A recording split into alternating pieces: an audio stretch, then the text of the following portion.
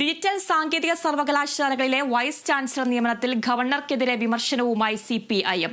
Governor എല്ലാ അതിരുകളും ലംഘിക്കുകയാണെന്ന് സിപിഐഎം സംസ്ഥാന സെക്രട്ടറി എം വി ഗോവിന്ദൻ മാസ്റ്റർ പറഞ്ഞു.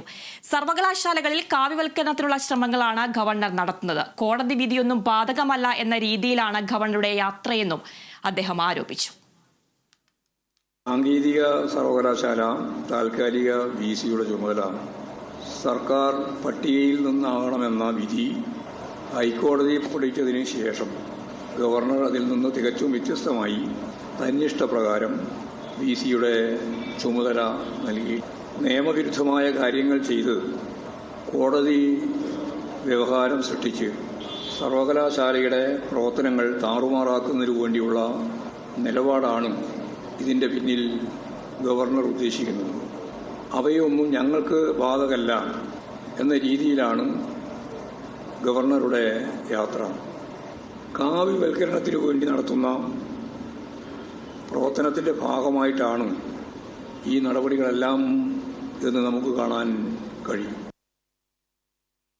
വിവരങ്ങളുമായി സൂര്യഗായത്രി ചേരുന്നുണ്ട്. സൂര്യഗായത്രി, ഗവർണർക്കെതിരെ രൂക്ഷ വിമർശനമാണ് സിപിഐഎം ഉന്നയിക്കുന്നത്. കൂടുതൽ വിവരങ്ങൾ എങ്ങനെയാണ്?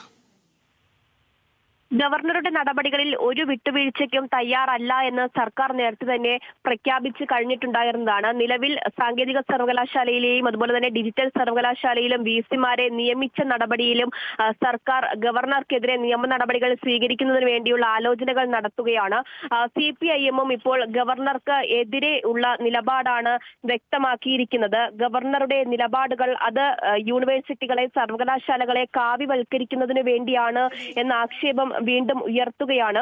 കോടതി വിധിയെ വെല്ലുവിളിച്ചുകൊണ്ട് എല്ലാ സീമകളും ലംഘിച്ചുകൊണ്ടുള്ള നടപടിയാണ് ഗവർണർ ചാൻസലർ എന്ന പദവിയിൽ ഇരുന്നു കൊണ്ട് നടത്തുന്നത് എന്ന വിമർശനം ഉന്നയിക്കുന്നുണ്ട്.